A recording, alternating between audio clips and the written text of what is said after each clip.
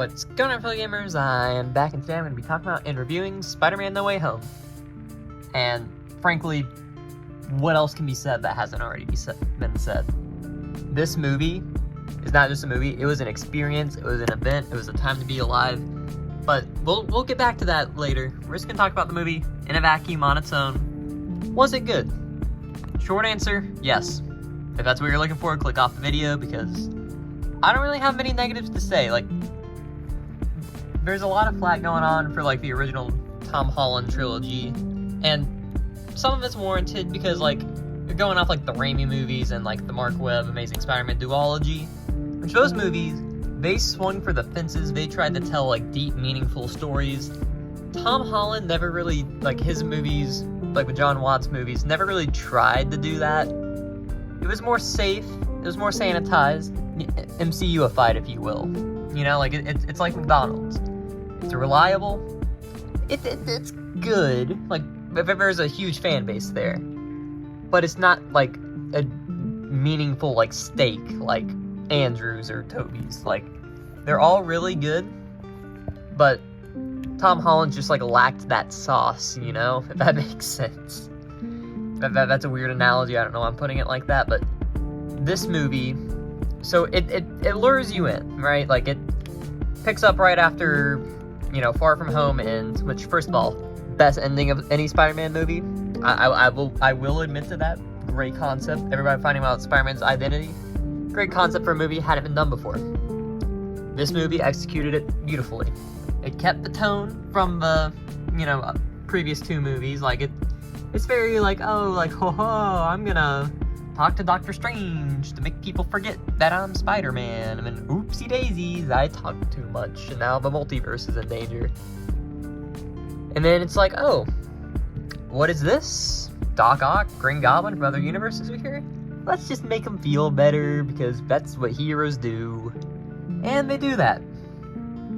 So far, it's like, okay, yeah, like, you got the Scooby-Doo this crap MCU humor, like, Tom Holland's happy-go-lucky, everything's going right, except he is not doing a great job as a superhero. But then, spoiler alert, crap goes down. That, you know the scene, Happy Hogan's apartment. This is the moment that Tom Holland's Spider-Man goes from Iron Boy Jr., like, whatever you want to call him, like, this is Spider-Man. Like, this guy, holy moly, like, there's that huge tonal shift.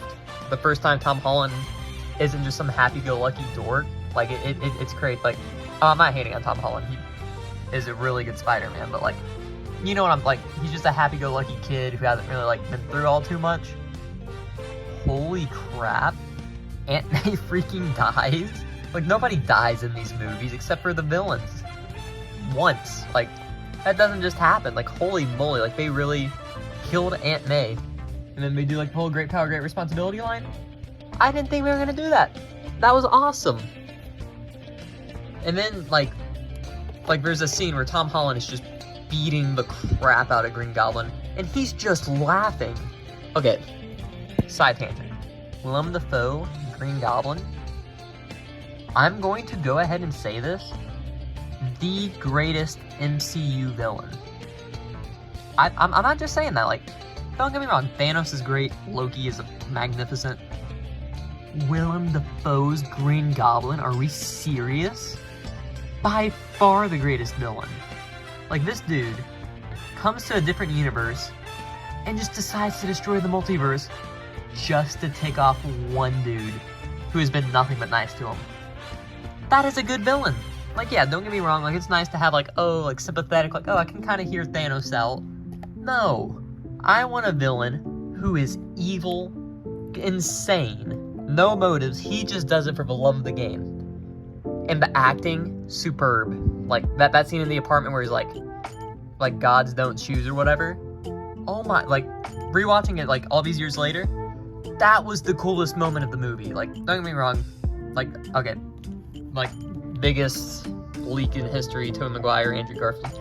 They're in the movie, in the theater, yeah, that was the key takeaway. Like, that was the highlight of the movie experience. But looking back at it years later, Willem Dafoe's Green Goblin, standout MVP of the movie. Holy moly, like, I could probably make a whole video just talking about him. Maybe I will, I don't know. But in the pantheon of MCU villains, MCU characters even, Willem Dafoe's Green Goblin truly is the best. And I will die on that hill. Like, he is for villains what Robert Downey Jr. is for MCU heroes. That good. Just off of one movie. Genuinely, I hope and pray that he is in Secret Wars or Doomsday. I just want more of him. He is such a good Green Goblin.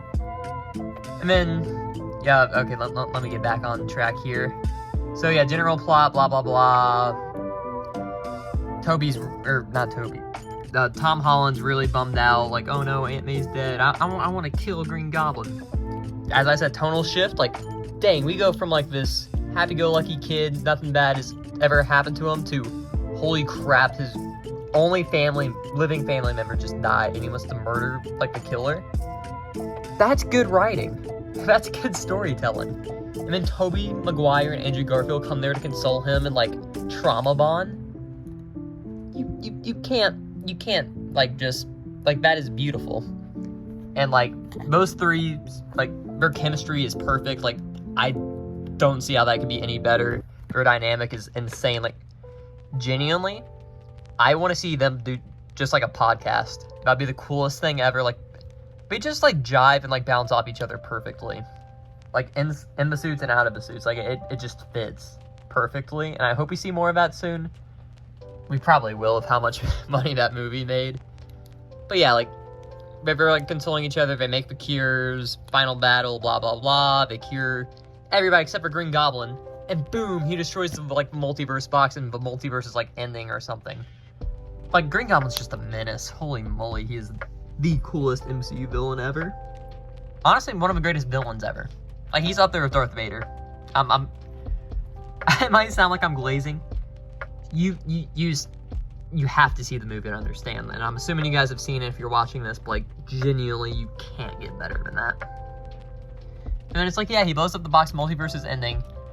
Tom has the cure, or doesn't have the cure or whatever. He's like, no, I'm gonna freaking kill you myself. Starts beating the crap out of Green Goblin. He's just laughed. Like, Green Goblin doesn't even care. And then, when, like, Tom Holland picks up a glider to impale Green Goblin. Just like how he died in, like, the original 2002 Sam Raimi Spider-Man movie. Perfect writing. And then, Tobey Maguire comes out the cut, stops the glider.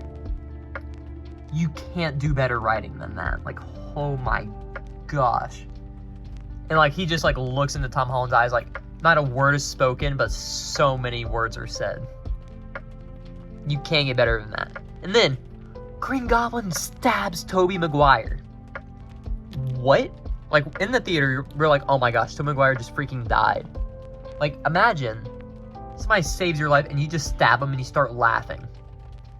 Like, that's how much of a menace Green Goblin. Like, they don't make villains like that anymore.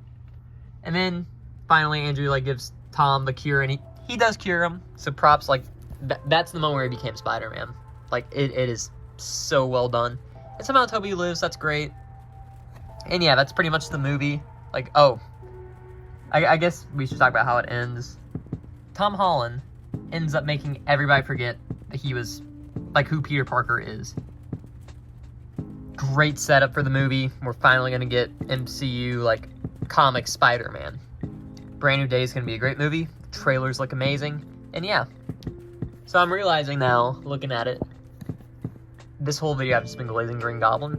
And for good reason. The other villains are also really good. Like, other standouts is Alfred Molina, Doc Ock. Perfect as ever. Jamie Foxx, Electro. Perfection. Sandman, Lizard. They're kind of, like, the movie could do without them. They don't really do much. Like, I'm happy to see them, don't get me wrong. But it's like, they're not even on set. They're just CGI. But, you know, it's nice to see them again. Another highlight moment of the film, Andrew Garfield catching MJ. Dude, when I saw that movie with my mom, she almost cried. Like, that's how well done it was. Like, Andrew Garfield, like, he truly deserves another shot. I don't think we're ever going to see it. But Andrew Garfield is such a good actor and such a good Spider-Man. Everybody in this movie is just great. Doctor Strange is just there. I don't really have much else to say. But yeah, ranking it easy S tier. This might be the best multiverse project. I don't know. I'm gonna have to put it in post, but guaranteed S tier. One of the greatest Marvel movies of all time, undoubtedly. All hype aside, I feel like it's fair to include the hype in there too. Like, that theater experience, second only to Infinity War and Endgame. Genuinely. Hasn't had that good of a theater experience since. Beautiful movie, beautiful execution. Like, you truly had to be there, but even looking at it on its own, a marvelous movie. So, S tier. Easy. But yeah, can't wait for Brand New Day, coming out soon. Gonna review that one when it comes out, obviously. But that's all for today. Thank you all so much for watching, and I am out.